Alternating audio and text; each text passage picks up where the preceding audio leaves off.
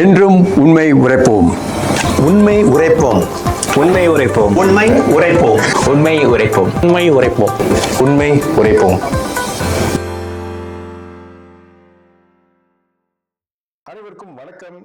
மீண்டும் நாம் உண்மை உரைப்போம் நிகழ்ச்சியில் இணைந்துள்ளோம். இன்று நாம் பேசக்கூடிய தலைப்பு என்னன்னு பார்த்தோம்னாக்க, இந்த மாதம் ஆகஸ்ட் மாதம் மலேசியாவுக்கு முக்கியமான ஒரு மாதம், சுதந்திர மாதம். ஆக நம்ம மலேசிய சுதந்திரத்தில் இந்தியர்களின் பங்கு, நாட்டுப்பற்று, நாட்டு முன்னேற்றத்தில் இந்தியர்களின் பங்கு, இந்த மாதிரியான விஷயங்களை பேச போறோம். நம்மோடு இணைந்து பேச இருப்பவர் மதிப்பிற்குரிய ஐயா பாலகிருஷ்ணன் அவர்கள். அவர் ப்ரொஃபஷனலி ஒரு என்ஜினியர். ஆனா அவர் வந்து ஒரு சரித்திர ஆர்வலர் அப்படின்னு சொல்லணும்.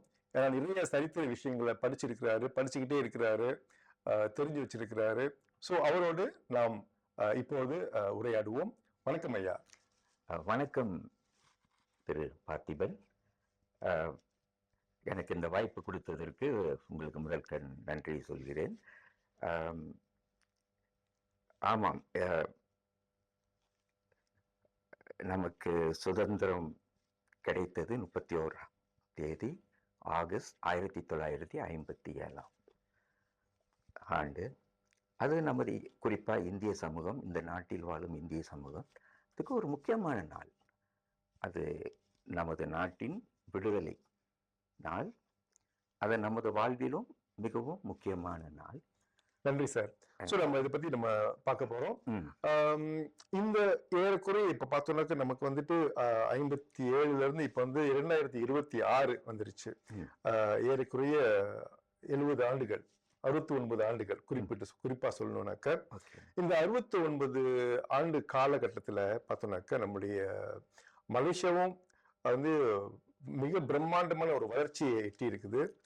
அதே வேளையில சமுதாயங்களுக்கு மத்தியிலும் நிறைய முன்னேற்றங்கள் ஏற்பட்டிருக்கு, சமுதாய மாற்றங்கள் ஏற்பட்டிருக்கு. இந்த மாதிரி நிறைய மாற்றங்கள் பார்த்துட்டு இருக்கிறோம். அப்படி பார்க்கும் பொழுது இப்ப இந்த சமீப காலமாக இந்த 2 ஆண்டு காலத்துல பார்த்தோம்னாக்க நிறைய இந்த மலேசியா வந்துட்டு சுதந்திரம் வாங்கும் பொழுது எப்படி ஒரு ஒற்றுமையான ஒரு நாடாக இருந்ததோ, அல்லது 60, 70, 80களில் வந்துட்டு மலேசியா வந்துட்டு ஒரு பல்வேறு இன மக்களாக இருந்தாலும் ஆனால் ஒற்றுமையாக வாழக்கூடிய ஒரு நாடு என்ற ஒரு அடிப்படையில் உலகமே அறிந்திருந்தது மலேசியாவை வந்துட்டு. இப்படி இருக்கிற சூழ்நிலையில இந்த 2 ஆண்டு காலகட்டத்தில் பார்த்தோம்னாக்க நிறைய இன துவேஷங்கள், இன ரீதியான தாக்குதல்கள், அதாவது இப்ப இருக்கக்கூடிய இந்த முன்னேற்றத்துல ஒரு அங்கமாக இருக்கக்கூடிய சோசியல் மீடியா அல்லது புலனங்கள் அப்படின்னு சொல்லுவோம் இல்லையா, இந்த சோசியல் மீடியாக்கள்ல வந்து நிறைய கருத்து பரிமாற்றங்கள், இன ரீதியான கருத்து பரிமாற்றங்கள் இந்த மாதிரி ஏற்பட்டுக்கிட்டு இருக்கு. ஸோ நம்மளுடைய இளைஞர் தலைமுறையினர் வந்துட்டு இப்ப சந்தேகப்படுறாங்க, நாம உண்மையிலேயே இந்த நாட்டுக்கு வந்துட்டு இந்த நாட்டு மக்களா, இந்த நாட்டில் நமக்கு உரிமை இல்லையா, இந்த நாட்டில் நமக்கு வந்துட்டு உண்மையான பக்தி இல்லையா, இந்த மாதிரி சிந்தனைகள் இருக்குது. ஸோ இதனாலதான் நம்ம வந்து இப்ப வந்து கொஞ்சம் பின்னோக்கி போவோம். நீங்க சொல்லுங்க, ஆரம்ப காலகட்டத்துல இப்ப வந்து ஒரு 200 வருஷத்துக்கு முன்பு வந்து இந்தியர்கள் இங்க தோட்டப்புறத்துல வேலை செய்வதற்கும் நாட்டை முன்னேற்றுவதற்கும் காலனித்துவ அரசாங்கத்தால் கொண்டு வரப்பட்டோம். இவர்கள் 1957 மலேசியா சுதந்திரம் வாங்கும் பொழுது அவர்களுடைய பங்களிப்பு இந்த சுதந்திரத்தில் எப்படி இருந்தது? ஓகே. நாம் பிரிட்டிஷ்காரர்கள் நம்மை இந்தியாவிலிருந்து கொண்டு வந்தார்கள், நமது முன்னோர்களை, மூதாதையர்களை. அதன் தொடக்கம் 1786 பினாங்கை பிரிட்டிஷ்காரர்கள் கைப்பற்றியது. அதிலிருந்து தான் தொடங்குகிறது இந்த வரலாறு, இப்போது இருக்கிற இந்திய சமூகம்.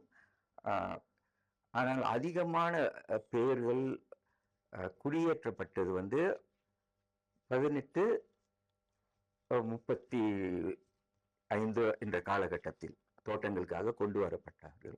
அப்போதுதான் தோட்டங்கள் திறக்கப்பட்டன. ஆனால் அதிகமான பேர் வந்தது 1910க்கு பிறகுதான். காரணம், மலேசியாவில் அப்போது ரப்பர் தோட்டங்கள் திறக்கப்பட்டன. ரப்பர் தோட்டங்களுக்கு அதிகமான மனித வளம் தேவைப்படுகிறது. அப்பொழுதுதான் அதிகமான அளவில் தென்னிந்தியர்கள் இந்த நாட்டில் குடியேறினார்கள். அவர்கள் 2 துறைகளில் முக்கிய பணியாற்றினார்கள்.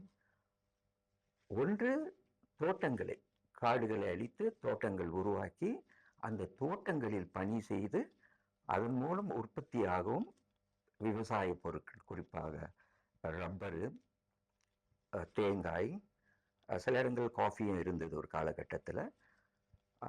இது மலாயாவின், அன்று பிரிட்டிஷ் மலாயாவின் பொருளாதாரத்துக்கு மிகவும் இன்றியமையாத ஒரு பொருளாக இருந்தது, வருவாய் ஈட்டக்கூடிய ஒரு துறை.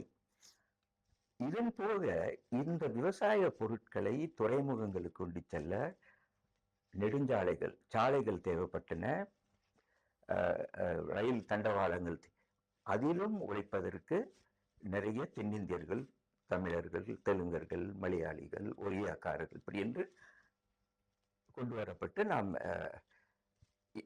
இந்த திட்டங்களை நிறைவேற்ற, பராமரிக்க, ரயில் தண்டவாளங்களை பராமரிக்க, அதே போல சாலைகளை பராமரிக்க, இதையெல்லாம் அந்த தொழில்களுக்கு நாம் கொண்டு வரப்பட்டோம். இது இன்றியமையாத ஒரு முக்கியமான துறை. சீனர்கள், அவர்கள் பெரும்பாலும் இயல் லம்பங்களில் இருந்தார்கள். அவர்கள் ஸ்டீம் மைனிங், அது அவர்களுடைய துறை. அதே போல ஒரு சிலர் வியாபாரம், வணிகத்திலும் இருந்தார்கள். இந்தியர்களில் இன்னொரு பிரிவினர் நகரங்களில் படித்தவர்கள், டாக்டர்களாக, என்ஜினியர்களாக, வழக்கறிஞர்கள், அதே போல நிர்வாகிகளாக இருந்தார்கள். ஏறக்குறைய அதில் ஒரு சின்ன பகுதி தான். நம்ம இந்தியர்களில் ஒரு 15 விழுக்காடு படித்தவர்கள். இது போக பெரும் செல்வந்தர்கள், பேங்கர்களாக செட்டியார்கள், நகரத்தார்கள் இருந்திருக்கிறாங்க. அவங்களுடைய பங்களிப்பும் இன்றியமையாது இந்த நாட்டின் வளர்ச்சிக்கு. ஆக இந்த நமது பங்களிப்பு இந்த நாட்டின் முன்னேற்றத்திற்கு, இதை பிரிட்டிஷ்காரர்கள் அறிந்திருந்தார்கள். அதே போல அன்று மலாய் ஆட்சியாளர்களும் அறிந்திருந்தார்கள். சீனர்களின் பங்களிப்பும் உணரப்பட்டது. ஸோ இதன் விளைவாகத்தான் இந்த நாட்டு சுதந்திரம் அடையும் போது, இந்த 3 இனங்களும் ஒன்றா வரும்போது பட்சத்தில் தான் சுதந்திரம் வழங்கப்படும் என்று பிரிட்டிஷ்காரர்களும் ஒரு நிபந்தனை சொல்லியிருந்தாங்க. ஆமா, வைத்திருந்தார்கள். ஆக நமது உரிமைகள், சீனர்களின் உரிமையும் சரி, இந்தியர்களின் உரிமையும் அரசியல் சாசனத்தில் உறுதி செய்யப்பட்டிருக்கிறது. மலாய்க்காரர்களுக்கு, அவர்களுக்கு இந்த நாட்டில் மண்ணின் மைந்தர்கள் என்ற முறையில் அவங்க இங்கே இருந்தனால அவங்களுக்கு சில விசேஷ சலுகைகள் இருக்கு. நம்மளுடைய என்ன சொல்லுவோம், இது நமது உரிமைகள், சட்டப்பூர்வ உரிமைகள், லெஜிட்டிமேட் ரைட்ஸ், அது நம்ம மலேசியன் கான்ஸ்டிடியூஷன்ல வரையறுக்கப்பட்டிருக்கு. இதை யாரும் எடுத்துக்கொள்ள முடியாது. நிச்சயமா அதை எடுத்தும் பண்ணவும் முடியாது. ஆமா. சோ நம்ம அதுதான் நம்மளும் சொல்றோம் சார். அதாவது நிச்சயமாக மலேசியாவில் வாழக்கூடிய நாம், இந்த தலைமுறை என்றைக்குமே மலேசியர்கள் தான். அதுல எந்த விதமான மாற்றமும் இல்லை. ஆனால் இப்ப இருக்கக்கூடிய சரித்திர புத்தகங்களோ அல்லது மற்ற ஆவணங்களோ நமக்கு இதை சரியாக பதிவு செய்யவில்லை. அதனால நாம இப்ப இருக்கிற இந்த கரண்ட் ஜெனரேஷனுக்கு இந்த விஷயங்களை கொண்டு சேர்ப்பதற்கான ஒரு கடப்பாடு நம்மிடம் இருக்கின்றது. அந்த அடிப்படையில் தான் நம்ம பேசிட்டு இருக்கோம் இப்போ. சரிங்களா சார்? சோ அந்த வகையில நீங்க சொல்றீங்க, நிச்சயமாக நம்ம பங்காற்றி இருக்கிறோம். அதாவது ஒரு சில தலைப்பில சொல்வது போல நாம வெறும் லேபரர்ஸா மட்டும் இல்லை, நாம ஒவ்வொரு என்ன சொல்ற ஒவ்வொரு மட்டத்திலும் நம்ம இருந்திருக்கிறோம். அதாவது லேபர்ஸாவும் இருந்திருக்கிறோம், தோட்டப்புறங்களும் இருந்திருக்கிறோம், நகர்ப்புறங்களில் இருக்கக்கூடிய பணிகளும் நம்ம செஞ்சிருக்கிறோம். அப்ப இருக்கிற ப்ரொஃபஷனல்ஸாவும் இருந்திருக்கிறோம். அடுத்த பேங்கர்ஸ், ஏர்லி பேங்கர்ஸ் ஆஃப் மலையானா நம்ம இந்தியர்கள் தான் சொல்லுவோம் இல்லையா? ஸோ இந்த மாதிரி ஒவ்வொரு துறையிலையும் நம்ம பங்களிப்பு செய்திருக்கிறோம். அதில் எந்த விதமான சந்தேகம் இல்லை. இப்போ குறிப்பிட்டு சார், சுதந்திரம் மலேசியா வந்துட்டு சுதந்திரத்தை நோக்கி தள்ளினதுல வந்து நிறைய ஃபேக்டர்ஸ் இருக்குது. அது வேர்ல்ட் வார் 2 இருக்கலாம். மற்றபடி இந்த பிரிட்டிஷ் அரசாங்கம் வந்துட்டு அவங்களுடைய எக்கானமி சரி செய்வதற்கு ஃபோக்கஸ் பண்ண வேண்டியிருந்ததுனால அவங்களுடைய காலனிஸை வந்து விட்டு கொடுக்க வேண்டிய ஒரு சூழ்நிலை ஏற்பட்டுச்சு. இதை தவிர்த்து மலேசியா சுதந்திரத்தில் இந்தியர்களுடைய பங்கு எப்படிப்பட்டதா இருந்தது சார்? மலேசியா சுதந்திரத்தின் பங்கு என்றால் சுதந்திர எழுச்சியே மற்ற இனங்களோடு சேர்ந்து நம்ம இந்தியர்களும் சுதந்திரம் தான் கேட்டார்கள். ஒரு காலம் கட்ட வந்துருச்சு, எங்களுக்கு சுதந்திரத்தை கொடுங்கள் என்று கற்றறிந்தவர்கள் கேட்க ஆரம்பிச்சிட்டார்கள். அதே போல வந்து பெருவாரியான தொழிலாளர்களும் அவன் பிரிட்டிஷ் ஏகாதிபத்தின் அவன் இன்னொரு நாட்டிலிருந்து நம்மளை ஆட்சி செய்கிறான், அதுவே ஒருவித அடிமைத்தனம் தானே, ஏன் நாமே நம்ம நாட்டை சுதந்திரம் பெற்று ஆட்சி செய்யக்கூடாது என்ற ஒரு இயற்கை வந்துருச்சு. அதாவது நம்மளுடைய இந்த சரித்திரத்தை பார்த்தோம்னா சார், அதாவது ஒரு காலகட்டத்தில் வந்துட்டு மக்கள் வந்து கம்ஃபர்டபுளா தான் இருக்கிறாங்க. அதாவது மலேசியா எடுத்துக்கிட்டோம்னாக்க மலாய்க்காரர்கள் வந்து கம்ஃபர்டபுளா இருந்தாங்க. அவங்களுக்கு வந்துட்டு இந்த பிரிட்டிஷ் ஆட்சி வந்துட்டு எந்த விதமான தாக்கத்தையோ எதையோ ஏற்படுத்தாத மாதிரி அவங்க வந்து இருந்துகிட்டு இருந்தாங்க. ஆனா இந்த நாடு வந்து சுதந்திரம் அடைய வேண்டும் அந்த வேட்கை இருக்கு இல்லையா, அது வந்துட்டு முதல்ல ஆரம்பிச்சது வந்துட்டு இந்தியர்கள். குறிப்பாக அந்த 1947 இந்திய சுதந்திரம், இந்திய நாட்டோட சுதந்திரம் வந்து உச்சகட்டமா இருக்கும் பொழுது அதே தாக்கம் இங்கேயும் ஏற்பட்டது. உதாரணத்துக்கு இப்ப Indian national army was formed in Malaysia, இங்க மலேசியால தான் ஆரம்பிக்கப்பட்டது. அந்த தாக்கம் தான் வந்துட்டு மலேசியாவும் சுதந்திரம் வாங்கணும் அப்படிங்கிற ஒரு இலக்கை நகர்த்தி சென்றது அப்படிங்கிற ஒரு விஷயம் இருக்கு இல்லையா, அதை பத்தி என்ன நினைக்கிறீங்க? அதாவது நம்ம பொதுவாகவே மலாயாவின் சுதந்திரத்தை எடுத்துக்கணும்னா ஒரு விஷயத்தை நம்ம மறக்க கூடாது. பல இனங்கள் கொண்ட நாடு. ஆசியாவிலிருந்து 3 நாடுகள் இருந்து வந்தவர்கள் என்று சொல்லாவிட்டாலும் சிலர் வந்திருக்கலாம். இந்தியர்கள் இந்தியாவிலிருந்து வந்தார்கள், சீனர்கள் சைனா. ஆனால் வரலாற்று, பண்பாட்டு, மொழி, இன ரீதியாக மலாய்க்காரர்களுக்கும் இந்தோனேஷியாவுடன் ஒரு தொடர்புள்ள ஒரு நாடு. அப்ப ஆசியா முழுக்கமே ஓரளவுக்கு கொந்தளி, பல பிரச்சனைகள், அரசியல் பிரச்சனைகள் ஓடிக்கொண்டு இருந்தது. சைனாவில் எது நடந்தாலும் அது இங்கே எதிரொலிக்கும், இந்தியாவில் என்ன பேசப்பட்டாலும் இங்கே எதிரொலிக்கும், இந்தோனேஷியாவில் என்ன விஷயங்கள், அவங்க சுதந்திரம், டச்சுக்காரர்கள் எதிர்த்து அவர்கள் போராடியது, அதுவும் இங்கே தாக்கத்தை ஏற்படுத்தியது. ஆக வந்து இங்கேயும் மலாய்க்காரர்கள் மத்தியும் வந்து அவங்களும் தேசிய உணர்வுகள் வந்துச்சு. இதை நீங்க பார்க்கணும், 30களிலே அவங்களுக்கு 20களே வந்துருச்சு. இந்தியர்கள் வந்து அவர்களிடையே வந்து ஒரு விழிப்புணர்வு மெதுவாக தான் வந்தது. அது 1900 அப்பொழுது படிப்படியா வந்தது. அதுவும் அந்த நகரங்களில் இருக்கக்கூடிய படித்தவர்கள் அவர்கள் அங்கங்கே சின்ன அசோசியேஷன்ஸ் உருவாக்கினார்கள். அதன் மூலம் அது பெரும்பாலும் பொழுதுபோக்காக தான் இருந்தது. பிறகு ஒரு சிலருக்கு வந்து இந்தியாவில் நடக்கும் தாக்கங்கள் ஏற்பட்டது. அங்கிருந்து பத்திரிகைகள் போன்றவற்றை வரும்போது அதை பற்றிய சிந்தனைகள் இருந்தது. அப்ப இந்த சங்கங்கள்லாம் ஒன்றா இணைந்து CIAM, central Indian association of Malaya என்று ஒன்று உருவானது 1936. ஓகே. அப்ப அவர்கள் போய் பிரிட்டிஷ் கவர்மெண்ட்டை எங்களையா எந்த சபையிலும் நியமிக்கல. அப்போது வந்து யாரையும் தேர்தல் எடுக்க மாட்டாங்க, நியமனம் தான். பினாங்கில் ஸ்டேட் செட்டில்மெண்ட்ஸ், அவங்க ஒரு சபை இருக்கும், அதில் அவங்களுக்கு பிடித்தமானவர்களை வேண்டியவர்களை போடுவார்கள். அதே போல ஃபெடரல் லெவல்ல, ஃபெடரேட்டட் மலே ஸ்டேட்ஸ், ஸோ இங்கெல்லாம் இந்தியர்களுக்கு அவங்களுக்கு முதல்ல வாய்ப்பு கொடுக்கல. ஓகே. அவங்க வாய்ப்பு கொடுக்கல. அவங்க போய் கேட்குறாங்க, ஏன் எங்களுக்கெல்லாம் அப்ப அவங்க சொல்றாங்க, இந்தியர்கள் பெரும்பான்மையானவர்கள் வந்து தோட்டப்புறங்கள் இருக்கிறாங்க. அவர்களுடைய தேவைகள் எதுவானாலும் எங்களுடைய கண்ட்ரோல் ஆஃப் லேபர், செஞ்சித்துறைன்னு அன்றைக்கு கால தமிழ்ல சொல்லுவாங்க, அவர் வந்து அவர்களுடைய பிரச்சனை எல்லாம் பார்த்துக்கோங்க. இதுல நீங்க என்ன செய்ய போறீங்க?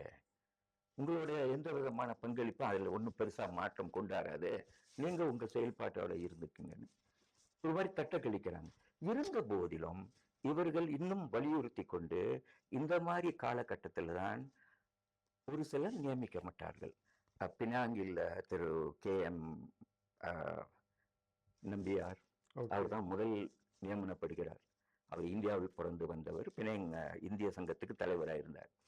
அதே போல 20களில் முதலாக மலேசியாவிலே பிறந்து வளர்ந்தவர் திரு SN வீராசாமி. அவர் ஒரு லாயர், இங்கே பிறந்தவர். அவர் பெடரல் கவுன்சில் நியமிக்கப்படுகிறார். ஆமா, இப்போது நமது காலகட்டத்தில் நாம் பல நாடாளுமன்ற உறுப்பினர்களை தெரிஞ்சிருக்கிறோம்.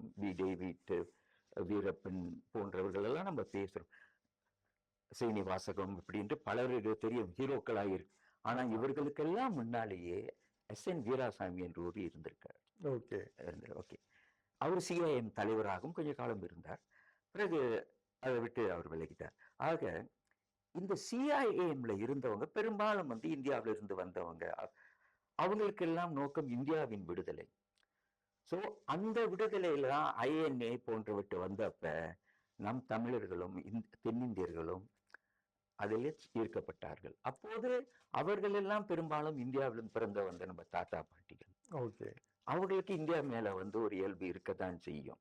ஆனா இதனூடே 1940களில் ஒரு குறிப்பிட்ட சதவீதம், ஒரு 20-30% இங்கேயே பிறந்த மலாயாவில் பிறந்த இந்தியர்கள்.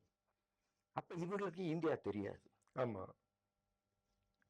தாத்தா பாட்டி சொன்ன கதைகளை வச்சுதான் அவங்க இந்தியாவை பார்க்குறாங்க. ஆனா காலப்போக்கில் மற்ற சமூகங்களும் சீனர்களும் மலாய்க்காரர்களும் சுதந்திர மலாயாவை பேசும்போது இவர்களும் அதனோட இணைந்து அவர்களுக்கு இந்தியா ஒரு முக்கியமா தெரியல. அது மட்டும் இல்லாமல் 2ஆம் உலகப் போருக்கு பிறகு பல மாறுதல்கள் பல இருந்தது. INA பத்தி ஓகே, அது வந்து ஒரு எழுச்சி, உணர்வு பூர்வமான ஒரு இயக்கமாக இருந்தது. மன ரீதியாக இந்தியர்களுக்கும் அது ஒரு தன்னம்பிக்கை கொடுத்தது. அது மட்டும் இல்லாம சார் பார்த்தோம்னாக்க இந்த INA பார்த்தீங்கன்னா தான் ஃபர்ஸ்ட் ரெசிஸ்டன்ட், என்ன சொல்றது, வித் ஆயுதம் ஏந்திய ஒரு முதல் எதிர்ப்பு பிரிட்டிஷ் காலனிக்கு வந்துட்டு வித் INA ஏற்பட்டுச்சு மலேசியால. ஆமா, அதுல பிரிட்டிஷ் இந்தியன் சோல்ஜர்ஸ், கரெக்ட், போர்க்கைதியானவர்களும் அவர்களுக்கு ஜப்பானியர்கள் ஒரு வாய்ப்பு கொடுத்தார்கள். அவர்கள் இந்திய தேசிய இராணுவத்துல சேர்றாங்க. ஆனால் இங்கேயே பிறந்து வளர்ந்த தோட்ட பாட்டாளிகள், அவர்களுக்கு ஹிந்தி மொழி தெரியாது, ஆண்களும் பெண்களும், அவர்களும் ஆயுதம் ஏந்தி அதில் சேர்ந்து ஈர்க்கப்பட்டு இந்த டில்லி சல்லோ என்ற பாடல், ஹிந்தி பாடலை பாடிக்கிட்டு அவர்களும் போனார்கள். ஆனால் இதன் விளைவுகள், 2ஆம் உலகப் போரின் விளைவுகள் பிறகு அது வந்து ஜப்பானியர் ஆட்சி காலம், இதெல்லாம் வந்து இந்த நாட்டு இந்திய மக்களை பெருவாரியாக பாதித்து விட்டது. மரண ரயில் பாதை, ஆமா, சுமார் 1,00,000 பேர்கள் போனார்கள். எத்தனை பேர் திரும்பி வந்தார்கள் சரியான கணக்குகள் இல்லை. நிறைய நீங்க நிறைய சம்பவங்கள் நீங்க சொல்றீங்க, ரொம்ப நல்லா இருக்கு கேட்கறதுக்கு. நம்முடைய அந்த சுதந்திர போராட்டம், மலேசியாவுடைய சுதந்திர போராட்டத்தில் இந்தியர்கள் பங்களிப்பு பத்தி நீங்க இப்ப சொல்லிட்டு இருந்தீங்க, ரொம்ப சிறப்பு. சுதந்திரம் வாங்கியாச்சு சார். ஆமா, சுதந்திரம் வாங்கியாச்சு. நம்ம வந்து பார்ட் ஆஃப் தி கவர்மெண்டா இருந்தோம். ஆமா, அது மட்டும் இல்லாம ஒரு ஏறக்குறைய சுதந்திரத்துக்கு பிறகு ஒரு 30 ஆண்டுகள் நம்முடைய இந்த பொருளாதார வளர்ச்சியில நம்ம வந்துட்டு நிறைய பங்களிப்பு செய்து இருக்கிறோம். அதாவது ஆரம்ப காலகட்டத்தில் கமோடிட்டி பேஸ் தானே. ஆமா, அதாவது ரப்பர், அப்புறம் செம்பனை, அப்புறம் நீங்க சொன்ன மாதிரி கொக்கோ, கோப்பி, இந்த நிறைய பயிர்கள், இதுல எல்லாத்துலயுமே வந்து இந்தியர்கள் பங்கு அளப்பரியதாக இருந்தது. ஓகே, அதன் பிறகு பார்த்தோம்னாக்க நம்ம வந்துட்டு இந்த 69க்கு பிறகு NEP வருது. ஆமா, நியூ எக்கனாமிக் பாலிசி வருது. ஆமா, So, இந்த பாலிசினால பாத்தீங்கன்னா சார் ஒரு சமுதாய மாற்றம் ஏற்படுது, சமூக மாற்றம் ஏற்படுது. ஆமா. ஆஹ் இந்த இந்த மாற்றம் வந்து என்ன மாதிரியான தாக்கத்தை இந்தியர்களுக்கு ஏற்படுத்தது? ஒன்று 69 பலர் வந்து அதற்கு முன்னால இந்த குடியுரிமை பத்திரம் எடுப்பதில் கவனம் செலுத்தாத ஒரு பிரிவினர் இருந்தார்கள். ஓகே. அந்த 69 காலகட்டத்திலே வந்து ஒர்க் பெர்மிட் சிஸ்டம் உருவாக்கப்பட்டது. யாரும் இங்கிருந்து போங்கன்னு சொல்லல, ஒர்க் பெர்மிட் கொண்டு வந்தார்கள். ரேட் ஐசி, குடியுரிமை இல்லாதவர்கள் யாரா இருந்தாலும் நீங்கள் ஒர்க் பெர்மிட் இருந்து தான் வேலை செய்யணும். அப்ப தோட்டத்தில் வேலை செஞ்சவங்க பலருக்கு பாதிப்பு ஏற்பட்டது. ஓகே. ஒரு சிலர் இருந்து அந்த பிரச்சனைகளை சமாளித்து கொண்டு கால ஓட்டத்தில் குடியுரிமை எடுத்து இங்க இருந்தவங்களும் உண்டு. ஒரு சிலர் எடுத்த எடுப்பிலேயே நாங்க போயிடுறோம், ஒரு குறிப்பிட்ட பெரும் எண்ணிக்கைகள் இடத்தில் இல்லை போது பெருவாரியானவங்க போய்விட்டார்கள். ஓகே. ஊருக்கு போயிட்டார்கள். சிலர் குடும்பமே பிரிந்தது, பலர் போயிருக்காரு. ஆனா யாரும் உங்களை தள்ளவில்லை. ஓகே. இது சீனர்களுக்கு ஏற்பட்டது, எந்த சீனர்களும் வெளியாகவில்லை. ஓகே. ஆனால் நம் இந்தியர்கள் பலர் போய்விட்டார்கள். ஓகே. இந்தியாவுக்கு திரும்பி விட்டார்கள். ஆமா, நிறைய பேர் சொத்து இல்லாம விட்டுட்டு போயிட்டாங்க. சொத்து விட்டு அப்படி இருக்கு. அதே போல வந்து பெருவாரியான வணிகர்கள், ஆமா, குறிப்பா நகரத்தார்கள், அவர்களும் அவருடைய சொத்துக்களை விற்றுவிட்டு போக ஆரம்பித்து விட்டார்கள். அது ஒரு காலகட்டம். அதுவும் மலேசியாவின் வரலாற்றில் ஒரு திருப்பு முனை. அப்ப அரசாங்கம் வந்து பூமி புத்திராக்கள் மேலே கொண்டு வருது, சிறப்பு பொருளாதார கொள்கை, சிறப்பு கல்வி கொள்கை எல்லாம் வந்தது. அப்ப இதனால வந்து பலருக்கு, குறிப்பா இந்தியர்கள் வந்து பலர் சொன்னார்கள், நாம் கல்வி வாய்ப்பு நமக்கு குறைக்கப்படுகிறது. இது கொஞ்சம் ஒரு கேள்விக்குறியான ஒரு விஷயம். பெருவாரியான தென்னிந்தியர்கள் தோட்டப்புறங்களில் இருந்தார்கள். அவர்களுக்கு ஒரு காலகட்டத்தில் நாடு சுதந்திரம் அடையும் வரையில் தோட்ட பள்ளிகளோட முடிஞ்சிடும், 6ஆம் வகுப்போட கல்வி முடிந்துவிடும். ஒரு காலகட்டத்தில் 7ஆம் வகுப்பு வரைக்கும் படிக்கலான்னு ஒரு சிஸ்டம் இருந்தது. அதில் படித்தவர்கள் தமிழ் ஆசிரியர்கள் ஆயிடுவார்கள். ஆனால் நாடு வளர்ந்து வரும் காலகட்டத்தில் யாரும் அப்படி யாராவது பிள்ளைங்களை வந்து 6ஆவது கடந்து போகிறதுனா 2வது இவங்க தமிழ்ல படிச்சிருப்பாங்க. அப்போது செகண்டரி ஸ்கூல்ஸ் எல்லாம் இங்கிலீஷ் மீடியம் ஸ்கூல்ஸ். அப்ப இதற்கு வாய்ப்பு இல்லை. தோட்டங்களில் இருந்து அதில் நிர்வாகத்தில் இருக்கக்கூடியவர்கள் அவங்க பிள்ளைகள் வேணும்னா உறவினர் வீட்டுக்கு அனுப்பி படிக்க வச்சிருப்பாங்க பட்டணங்கள்ல. அல்லது அவங்களுக்கு விசேஷமாக வாகனங்கள் இருக்கும், நெருக்கமான பட்டணங்கள் அனுப்பிடுவார்கள். சில ஊர்கள், சில தோட்டங்கள் தோட்டத்தை அருகாமையிலே நகர்ப்புறங்களின் அருகாமையிலே இருக்கும், சிலர் மிகவும் உட்பகுதியில் இருக்கும். அப்ப இந்த சுதந்திரத்தின் முக்கியமான ஒரு நன்மை இந்த இந்திய சமூகத்துக்கு என்னன்னா, ரஜாக் கல்வி கொள்கை. ஓகே. 1956 ஸ்டடி பண்ணி அப்போதைய கல்வி அமைச்சர்கள் என்ன சொன்னாங்கன்னா, மலாய், சீனம், தமிழ் அல்லது தெலுங்கு இருந்தாலும் இந்த மாதிரியான தாய்மொழி பள்ளியில் படித்தவர்கள், தொடக்க பள்ளியில் படித்தவர்கள் ஆங்கில பள்ளியில் சேர 1 வருஷம் அங்கே போய் ரிமூவ் வகுப்பு படித்து விட்டு அதன் பிறகு அவர்கள் பொம்மான் போகலாம். ஓகே. இந்த ஒரு டிரான்சிட் மாதிரி ஒரு டிரான்சிட் உருவானுச்சு. இதுவே தோட்டப்புற இந்தியர்களின் பெருமளவனாருக்கு படிக்கிறதுக்கு வாய்ப்பு மக்களின் மனதிலும் தோணுச்சு. 6ஆவதோடு படித்தது நம்ம மேலே படிக்கலாமே. இப்ப பார்த்தோம்ல சார், நம்ம வந்து ரிமூவ் கிளாஸ் வந்துட்டு டோட்டலா ரிமூவ் பண்ணிடணும், எடுக்கணும்னு பேசிக்கிட்டு இருக்கோம். ஆனா நீங்க சொல்லும்படி பார்க்கும் பொழுது நாம் நாடு சுதந்திரம் அடையும் அந்த காலகட்டத்தில் ரிமூவ் வகுப்பு எவ்வளவு முக்கியத்துவம் வாய்ந்தா இருந்தது அப்படின்னு புரிஞ்சுக்க முடியுது. ஆமா, ரொம்ப நன்றி சார். சோ அடுத்து பார்த்தோம்னா அதுதான் நான் சொல்ல வந்தது. வெறும் கல்வியினால சுதந்திரம் நமக்கு என்ன ஒரு நன்மையை கொடுத்தது என்பது. Okay sir. ஓகே. சோ நீங்க பாத்தீங்கன்னா அடுத்து வந்து இந்த காலனித்துவ காலகட்டத்துல வந்துட்டு நம்முடைய பங்களிப்பு இக்கானமில ரொம்ப அளப்பரியதா ஆமா. இருந்தது. ஆமா. அப்படி இருந்தும் கூட ம். ஆம், சுதந்திரம் வாங்கின பிறகு Yeah. நம்ம பார்த்தோம்னாக்க சொத்துடைமையில வந்துட்டு நம்ம பின்தங்கி தான் இருக்கோம். இப்போ ஆமா. வரைக்குமே கூட சொத்துடைமை பின்தங்கி தான் பின்தங்கி இருக்கும். இருக்கோம். ரொம்ப குறைவாக இருக்கும். ஆமா. சோ இதுக்கு என்ன காரணமா இருக்கும்னு நினைக்கிறீங்க சார்? முதலாவதாக பெருவாரியானவர்கள் தோட்டப்புறங்கள் தான் அங்கேதான் திருப்பி போறோம். அவர்கள் கொடுத்த சம்பளம் வந்து நீங்கள் அவர்கள் பிரிட்டிஷ் காலம் தொட்டே 57க்கு பிறகும் வந்து தோட்டங்கள்லாம் அவங்க கையில தானே, அவங்க தானே உரிமையாளர்கள். அவர்கள் ஒரு குறிப்பிட்ட சம்பளத்தை தான் கொடுத்து ஒரு கணித்து இவர்கள் உயிர் வாழ் போக ஒரு கொஞ்சம் மிச்சம் இருந்தால் போதும், குறைவான சம்பளத்தை கொடுத்து கொண்டு தான் இருந்தார்கள். ஸோ அவர்களுடைய சம்பளத்தை நம்பிதான் நாம் வாழ்ந்தோம். நாம் சொத்துடைமையை ஒரு பக்கம் வச்சிருவோம், வீட்டுடைமையை பார்ப்போம். அன்று வீடுகளே இல்லையே. ஆமா, தோட்டங்கள் தானே.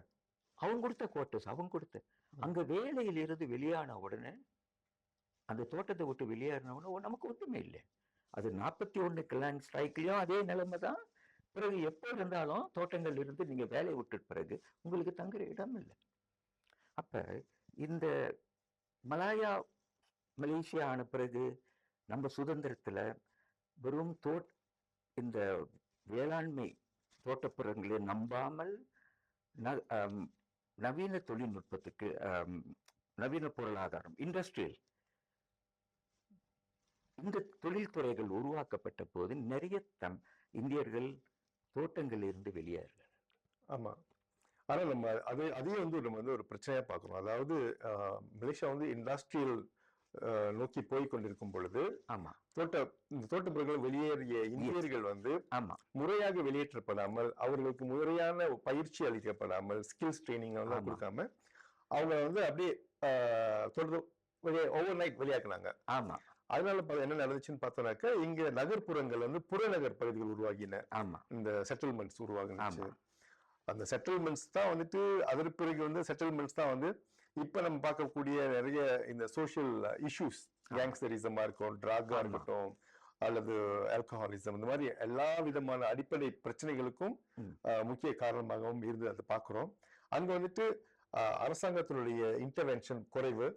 அதே வேளையில நம்முடைய சமுதாய தலைவர்கள் அந்த காலகட்டத்தில இருந்து தூரநோக்கு சிந்தனை இல்லாமல் அப்போ வந்து ஒரு பாலிசியோ இந்த தோட்டப்புறங்கள் விளையாடக்கூடிய மக்களுக்கு வந்துட்டு அவங்களை பாதுகாத்து அவங்க நலன்களுக்காக எந்த விதமான திட்டங்களும் அல்லது சட்ட வரைவுகளும் செய்யாமல் இருந்தது வந்து ஒரு பெரிய ஒரு குறையாக நம்ம பார்க்கிறோம். அதோட தாக்கத்தை நம்ம இப்ப அனுபவிச்சுக்கிட்டு இருக்கோம். ஆமா, ஆமா. அது குறிப்பாக வந்து தோட்டங்கள் வந்து என்ன சொல்ல துண்டாடப்பட்ட போது நிறைய பேர் தோட்டங்களிலிருந்து வெளியாக்கப்பட்டார்கள். அவர்களுக்கு எந்த ஒரு பாதுகாப்பும் இல்லை. 1000 ஏக்கர் பலாயிரம் ஏக்கர்கள் கொண்ட ஒரு தோட்டத்துல தொழிலாளர்களுக்கென்று அவர்கள் வழிபாட்டு தலங்கள், கோயில்கள், பள்ளிவாசல்கள், தேவாலயங்கள் எல்லாம் இருந்திருக்கும், தோட்டங்கள்ல இருந்துச்சு. அவர்களுக்கு இடம் ஒதுக்கீடு செஞ்சிருக்கணும், தமிழ் பள்ளிகளுக்கும் இடம் கொடுத்திருக்கணும், அதே இந்த தொழிலாளர்களுக்கு தங்கும் இடம் கொடுத்திருக்கணும். ஸோ நம்மளுடைய பிரச்சனைகள் அதிலிருந்து இன்னும் தொடர்ச்சியாகத்தான் இருக்கு. ஆமா, சோ நம்ம இப்ப பாக்குற பிரச்சனைகளும் அதோட எக்ஸ்டென்ஷன் தான், அதனுடைய ஒரு எக்ஸ்டென்ஷன் ஒண்ணு. ரெண்டாவது அந்த அந்த ஒரு ஒரு என்ன சொல்றது, ஒரு போதிய அளவுக்கு நன்மை தராத ஒரு சூழல். ஆமா, நகர்ப்புறங்களில் தொழிற்சாலைகள் உருவாக்கப்பட்டதுனால அங்கிருந்து வெளியே ஆரம்பிச்சுட்டாங்க, தோட்டப்புறத்திலிருந்து வெளியாக ஆரம்பிச்சுட்டார்கள். ஆமா, அவர்களுக்கு அங்கே வீடு இல்லை, இங்கே வந்தார்கள். பூம்பூக்கை நிலங்கள், பழைய ஐயல் நம்பங்கள், இதுல இடங்கள்ல இருந்து ஒரு குடிசை போட்ட ஆரம்பிச்சாங்க. ஆமா, நீங்க அப்படி பார்க்கணும் இதை பாசிட்டிவ். அங்க வீடு வசதி கொடுத்திருந்தான் தோட்ட முதலாளி, இங்கே வந்து சொந்தமா ஒரு குடிசையை போடுகிறார்கள். ஆமா, முதல்ல. அப்புறம் பைஸ்கள் மட்டும் ஓட்டி கொண்டிருந்தவர்கள், அப்புறம் இயந்திர மோட்டார் பைக்ஸ், கார்கள், இப்படி எல்லாம் வருது. அப்போ ஒரு காலகட்டத்துல இந்த புறம்போக்கு இடங்கள், குடிசைகள் எல்லாம் மாற்றப்படும் சூழல் ஏற்படும் போது இவர்களுக்கு ஒரு குறைஞ்ச ஒரு வீடாது இருக்கு.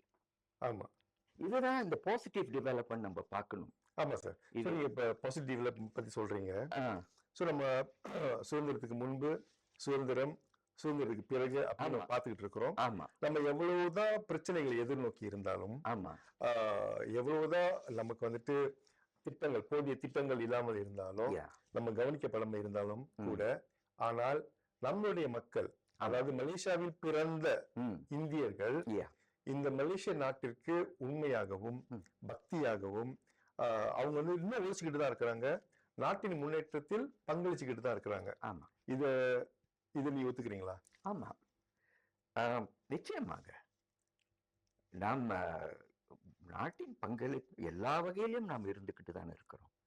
ஆமா இப்ப வந்து ஒரு சிலர் இந்த என்ன சொல்றது ஆன்டி சோஷியல் குற்றவியல்ல போறதுனால இது எனது பார்வையில் எல்லா சமூகங்களிலும் ஒரு காலகட்டத்தில் இப்படித்தான் இருக்கும். ஓகே. இதை கடந்து போயிடுவோம். இது ஒரு டிரான்சிஷன் ஸ்டேஜ். இது நம்ம வந்து பெருமையதை பார்ப்போம். ஆம், ஆம், ஆனா அதை வந்து சில ஊடகங்கள், பல விஷயங்கள், தமிழ்நாட்டு ஊடகங்கள்லாம் இந்த மாதிரியான சில விஷயங்கள்ல வந்து உயர்த்தி காட்டுகிறது. ஆனால் நீங்க பார்க்கலாம், நம்மள தெரிந்தவர்கள் யாரும் அவர்கள் பிள்ளைகள் வந்து ஒரு ஒரு தப்பான வழியில் போக விரும்ப மாட்டார்கள். அப்படியே தப்பான வழியில் இருந்தவர்களும் அப்படி அவங்க பிள்ளைங்களை நல்லா படிக்க வைக்கிறார்கள். ஸோ நான் பார்க்குற இந்த ஒரு டிரான்சிஷன் டைமை தான் பார்க்குறேன். ஏதாச்சும் டிஃபரன்ஸ் பாக்குறீங்களா? அதாவது நீங்க சொல்லுங்க 60க்கு முன்பு வந்து நமக்கு கல்வியில கூட வந்துட்டு அதிகமான வாய்ப்புகள் இல்லை. 60க்கு பிறகு வாய்ப்புகள் இருக்கு அப்படின்னு இருந்துச்சு அப்படின்னு சொல்லியிருக்கீங்க. ஸோ இப்ப இருக்கிற காலகட்டத்தில் சூழ்நிலை பாத்தீங்கன்னா இந்த கல்வி வாய்ப்புகள் இன்னமும் கூட அதிகமாகவே இருக்கிறது. ஒரு சில குறைகள் இருந்தாலும் கூட, ஆனால் அடிப்படை கல்வி எல்லாருக்குமே வழங்கப்பட்டுக்கிட்டு இருக்கு. ஒரு நல்ல ஒரு படித்த சமுதாயமாக தான் நம்ம இருக்கிறோம். ஓகே. இப்ப இந்த படித்த சமுதாயத்துக்கும் 60க்கு முன்பு அப்ப இருந்த சமுதாயத்துக்கும் இந்த நாட்டுப்பற்று ஒரே மாதிரி இருக்கா, வேற மாதிரி இருக்கா?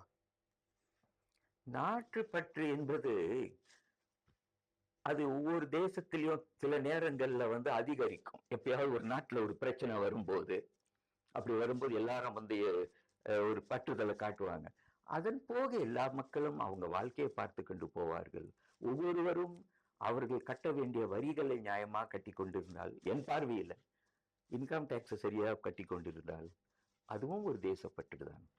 நாட்டின் சட்டம் திட்டங்களை சாலை சட்டங்களா இருக்கட்டும், எதுவா இருந்தாலும் அதுவும் ஒரு முன்னேற்றம் தான்.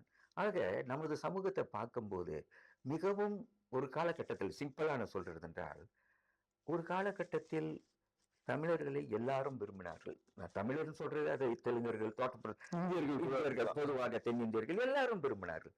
அவர்கள் தானா அவங்க வேலை செஞ்சுக்கிட்டு தோட்டப்புறங்கள் எங்கேயோ இருப்பாங்க, தேவைப்பட்டால் மட்டும் டவுனுக்கு வருவாங்க.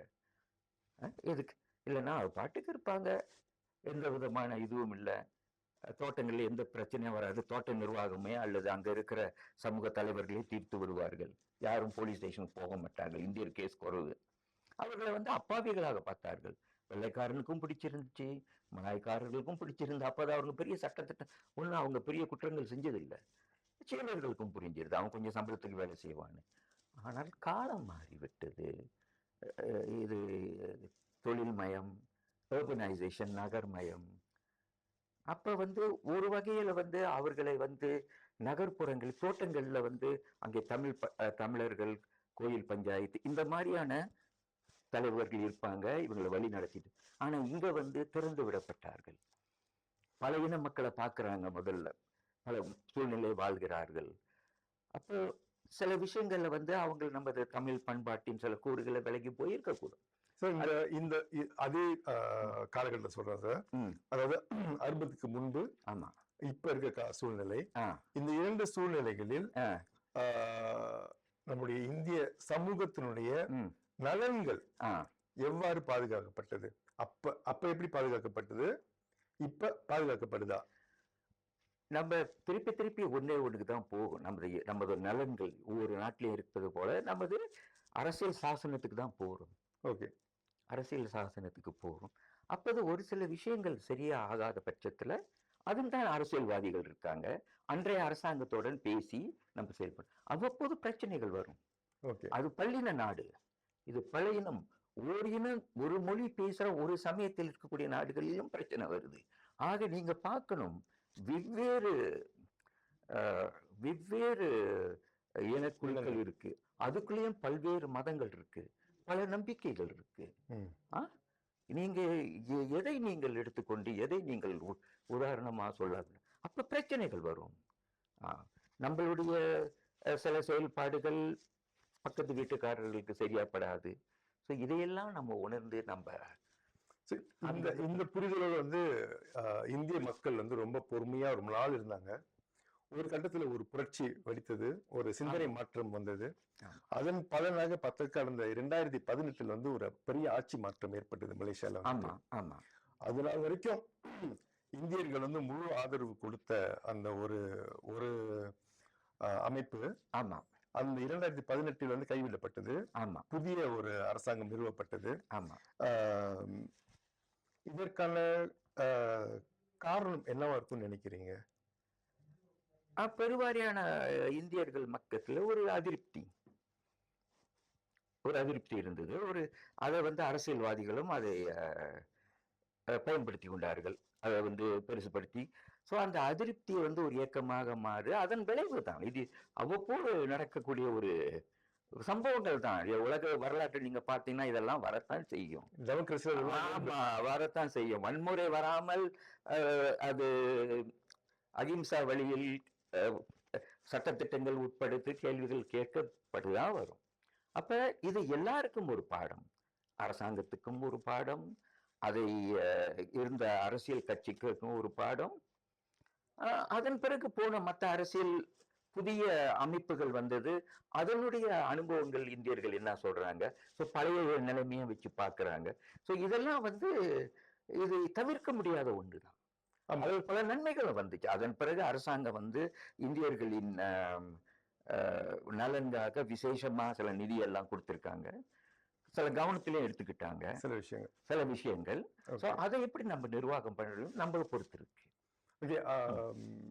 திரும்ப நீங்க என்ன சொல்லிட்டீங்கன்னா, இப்ப நாம தான் நம்ம நிர்வாகம் பண்ணணும் அப்படிங்கிற சூழலை கொண்டு வந்திருக்கீங்க, சொல்லியிருக்கீங்க. இல்ல, பொதுவாக ஒரு நாட்டுல எல்லாருக்கும் பொறுப்பாளர் அரசு தான். ஆமா, எல்லாருக்கும். ஆனால் அது போக நாமும் நம்மளுடைய கடமையை சரியா செய்யணும், நமது கடமைகள் சரியா செய்யணும். பல பல விஷயங்கள் நம் தோட்டத்துல செஞ்சது தமிழ்நாட்டுல செஞ்சது மலாயாவில் செய்ய முடியாது, மலாயாவின் தோட்டப்புறங்கள்ல செஞ்சது நகர்ப்புறங்கள் நம்ம செய்ய முடியுமா? முடியாது, நிச்சயமா. அதையும் பார்க்கணும். ஆமா. இப்போ சார் பாத்தீங்கன்னாக்க நீங்க சொல்ற விஷயம் ரொம்ப ஏற்றுக்கொள்ளக்கூடிய விஷயம். எஸ்டேட்ல செஞ்சதை இங்க டவுன்ல செய்ய முடியாது அப்படிலாம் சொல்றீங்க. இப்ப இருந்தாலுமே கூட நீங்க முதல்ல ஒரு விஷயம் சொன்னீங்க, ஒரு அதிருப்தியின் காரணமாக தான் அரசு மாற்றப்படுகிறது. அந்த அதிருப்தியை மாற்றப்பட்ட, அதாவது ஆட்சி செய்த ஒரு கட்சி எதிர்கட்சியா அனுப்பி வைக்கப்பட்டது. அதே மாதிரி புதிய ஒரு அரசாங்கம் அமைக்கப்பட்டது. இந்த மாற்றப்பட்ட அரசாங்கமும் சரி, புதியதாக நியமிக்கப்பட்ட அரசாங்கமும் இது ஒரு அதிருப்தியின் வெளிப்பாடு. இந்த அதிருப்தியை நம்ம சரி செய்யணும் அப்படின்னு சின்சியரா நமக்கு இறங்கி செஞ்சிருக்கிறாங்க ஏதாச்சும்? அதான் சொல்றேனே, அதன் விளைவாக 2007 இல்லைங்களா நடந்த இதன் 2007 அப்புறம் பிரதமர் துறையில இந்தியர்கள் சமூகவியலுக்காக பிரச்சனைகளுக்காக ஒரு துறை ஏற்படுத்தப்பட்டது. ஆமா, ஏற்படுத்தப்பட்டது. அப்புறம் சிறப்பு நிதிகள், இதெல்லாம் சரியா போனதா என்று நாம் கேள்வி கேட்டுக்கணும். ஆமா, இதை நம்மளும் பார்க்கணும், நம்ம சமுதாயமும் இது பண்ணணும், அல்லது இதை நம்ம அரசுகிட்ட தெரிவிக்கணும், இங்க சரியா வரல. ஆக இங்க ஒரு இக்கட்டான ஒரு நிலையில ஒரு பிரச்சனை இருக்கு. இது என்னிடத்தில் நான் வரலாற்று பூர்வமாக தான் பார்க்கிறேன். நான் வரலாற்று பூர்வமாக பார்க்கிறேன். நான் எந்த அரசியல் இதுல பார்ட்டிசன் பாலிடிக்ஸ்ல நான் போக விரும்பல. அதாவது இன்னமும் இந்த குறிப்பாக தென்னிந்தியர்கள், மற்ற சமூகங்கள்ல குறிப்பா தமிழர்கள், பிரிட்டிஷ்காரன் ஒரு சிஸ்டம் வச்சிருந்தான், கங்காணி சிஸ்டம். அதுல கொண்டு வரப்பட்டோம். அதே போல இந்த நாட்டின் அரசியல் என்னோட அனுபவத்திலையும் பார்க்கிறேன். ஒரு காலகட்டத்தில் எடுத்துக்கோங்க நம்ம தலைவர்களை, சுதந்திரத்துக்கு பிறகு நான் வளர்ந்த காலகட்டத்தில் இந்தியர்கள் பிரச்சனைக்காக துன் சம்பந்தன் இருந்தார். அப்ப அவரு பிறகு மாணிக்க வாசகம் கொஞ்ச காலம் இருந்தார். அவர் பிறகு துன் சம்பந்தன் இருந்தார், துன்சாமிவேல் இருந்தார். அப்ப அவருடன் ஒரு சகாப்தம் முடிஞ்சது.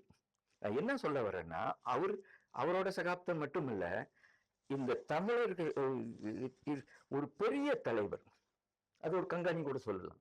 அதன் பிறகு அவங்களுக்கு கங்காணி கிடைச்சார்களான்னு எனக்கு தெரியல. அதன் பிறகு வந்த அமைச்சர்கள் மாற்றங்கள் ஒரு தாக்கத்தை ஏற்படுத்தினாங்களா, தலைவர்கள் வளர்ந்திருக்காங்களா, அது ஒரு கேள்விக்குறி. முக்கியமா, நிச்சயமா. அதாவது நம்ம சமுதாயம் வந்து எப்போதுமே வந்து நமக்கு வந்து ஒரு தலைவர் தேவை. ஒரு கங்காணி மாதிரி ஒரு தலைவர் தேவை. அவங்க வந்துட்டு ஒரு காலகட்டத்துக்கு பிறகு நம்மை வழிநடத்தக்கூடிய சரியான தலைவர் அல்லது சரியான தலைமைத்துவம் இல்லை அப்படிங்கிற மாதிரி நம்ம ஓகே என்னன்னு பாக்குறீங்களா? தலைமைத்துவம் பிறகு வந்து இன்னும் ஒரு குறிப்பா பெருவாரியான மக்களை ஒன்றிணைத்து போகக்கூடிய ஒரு பெரும் தலைவர் உருவாக்கல. தலைவர்கள் இருக்காங்க, எனக்கு தெரிஞ்ச சொல்லாடல் வந்து பெரும் தலைவர். சரி, அது ஒரு காலத்துல உருவாகலாம். அல்லது சமுதாயமே மற்ற சமூகங்கள் போல முன்னேறி நமக்கு எந்த ஒரு பெரிய ஆளுமைகள் தேவையில்லை, அவங்க செய்ய வேண்டிய கடமை செஞ்சுட்டு போகலாம்னு ஒரு காலம் வரும். ஏன்னா நம்ம படிச்சுட்டு வராங்க, எல்லா துறைகளிலும் இருக்காங்க. நிச்சயமா இருக்காங்க. நம்ம வந்து 60கள்ல பார்க்கும்போது 79ல பார்க்கும் போதும் நம்ம பல விஷயங்கள்ல சொல்லலாம். ஆனா பல குறைகள் இருக்கலாம். நானும் சில பல்கலைக்கழகங்கள் போயிருக்கேன், பார்த்திருக்கேன். பட்டமளிப்பு விழால ஒரு குறிப்பிட்ட பல்கலைக்கழகத்துல, தனியார் கழகத்துல இந்தியர்கள் தான் அதிகமாக இருக்கிறாங்க, பார்த்திருக்கேன். அதே போல வந்து மருத்துவத்திற்காக இந்தியர்களே உருவாக்கப்பட்ட எய்ம்ஸ் இருக்கு, இன்னும் பல கல்லூரிகள்ல இருக்காங்க. இன்னும் அதே போல மற்ற நாடுகளுக்கும் தேடி போகிறார்கள். ஆனால் இன்னொரு பக்கம் பெருவாரியானவர்கள் இன்னை வறுமையில வாழ்ந்து கொண்டிருக்கிறார்கள். ஆமா.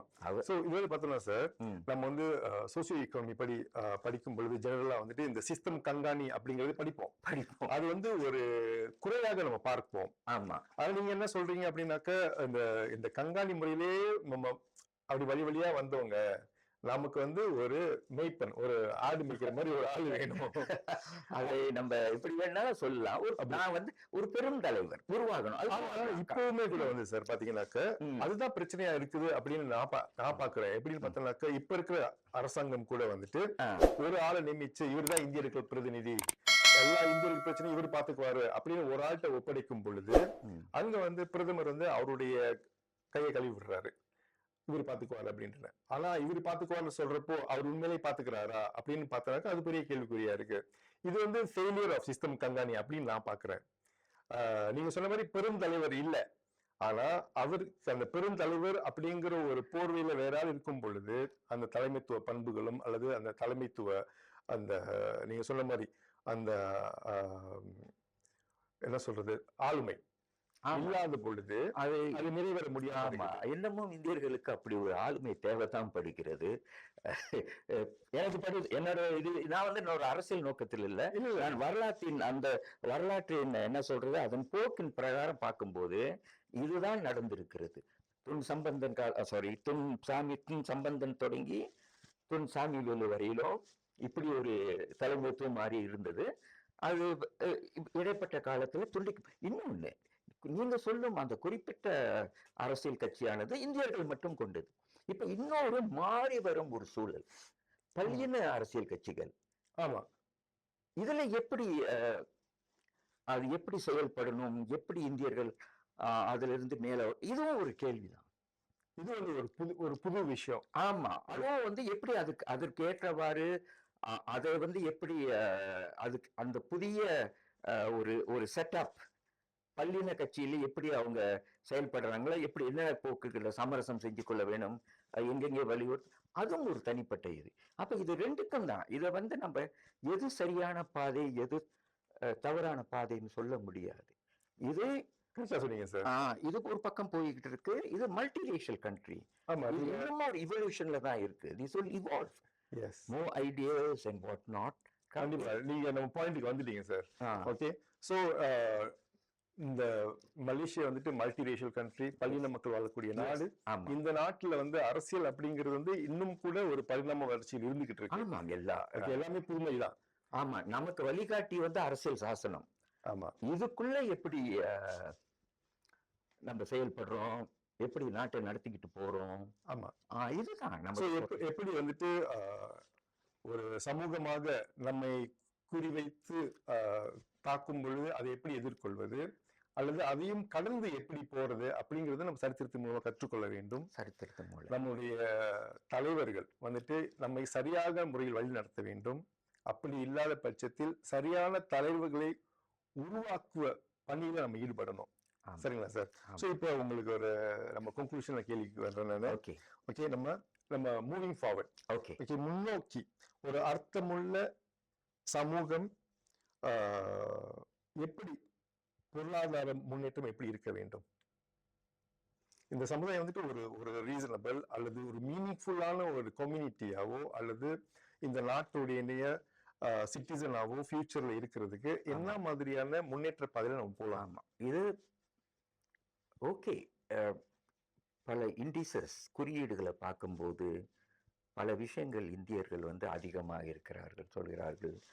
குற்றவியல்ல, சிறைச்சாலைகள்ல இதை நாம் தவிர்க்க வேண்டும். இது வந்து ஒரு நம்ம மீது வைக்கப்படும் ஒரு பார்வையை இப்ப நான் சொன்னேன்ல, பெர்செப்ஷன் மேனேஜ்மென்ட். எஸ் 60களில் வந்து நம்ம அப்பாவியா பார்த்தான் அவன் தானே. ஆனா இன்னைக்கு இது ஒரு இதா பார்க்கப்படுகிறது. ஸோ இதையெல்லாம் நாமும் களை எடுக்க வேண்டும். நம்ம சொந்தமாக சமுதாய ரீதியாகவே நாம் எப்படி இதையெல்லாம் மாற்றிக்கொள்ள வேண்டும் என்பது நம்ம எடுக்க வேண்டிய முடிவுகள் எல்லா வகையிலும். இப்ப பெருவாரியான ஏன் நம்ம நீங்க சொல்ல வரீங்கன்னா, இந்த குறுகிய நோக்கத்தோட இனவெறிய தூண்டக்கூடியவர்கள் எல்லா சமூகத்திலும் ஒரு பிரிவினர் இருப்பார்கள். அதுவும் இன்று இருக்கக்கூடிய இந்த சோசியல் மீடியாக்கள்ல ஒரு சிலர்கள் வந்து மிகவும் மிகவும் ரொம்ப என்ன சொல்றது, ரொம்ப பெர்வர்டட் விதமாகவும் ஆமா அதெல்லாம் சொல்லப்படுகிறார்கள். அது நமக்கு வருத்தத்தை படிக்கும் போது. ஆமா, இதுல வந்து பார்த்தோம்னா நீங்க சொன்ன மாதிரி எல்லா சமூகத்திலயுமே இருக்கிறாங்க.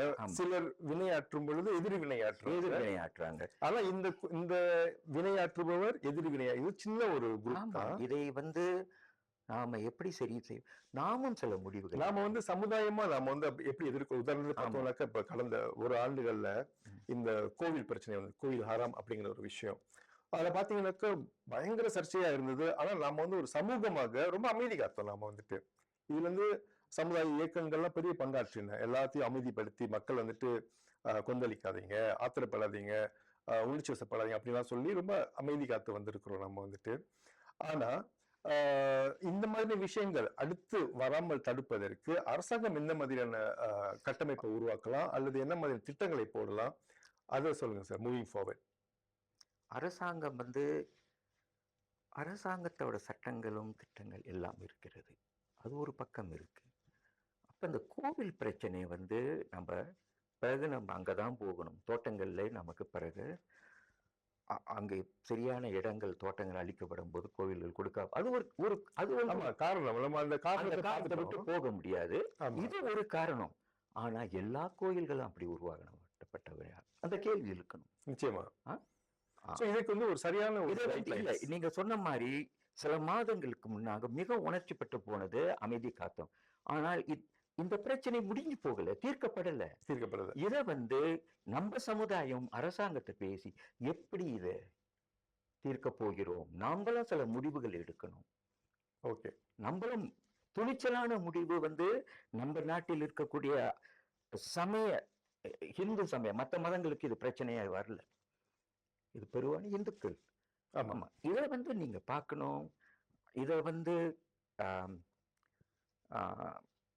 இதை நீங்க கேட்கறதுனால சொல்றேன். இது வந்து என்னுடையது.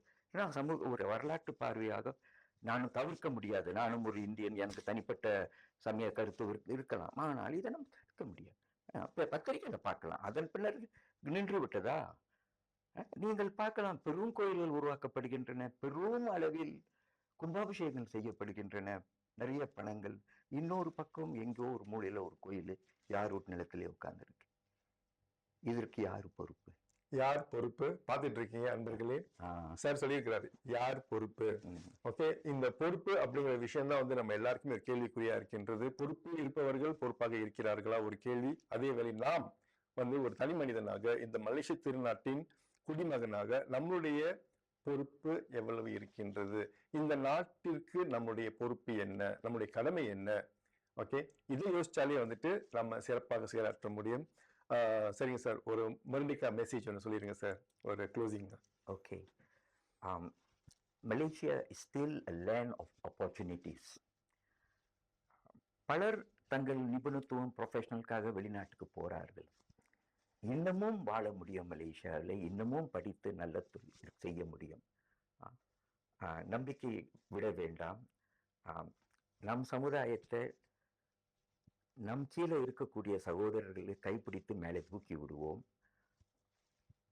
என்ற அளவிற்கு நம்ம சமுதாயத்தில் இருக்கக்கூடிய சில நெகட்டிவ் விஷயங்களையும் நம்ம அதை சீர்தூக்கி பார்த்து அதை திருத்தி கொண்டு போவோம். இன்னும் மலேசியாவில் நம்பிக்கை இருக்கிறது. It's a land of opportunities.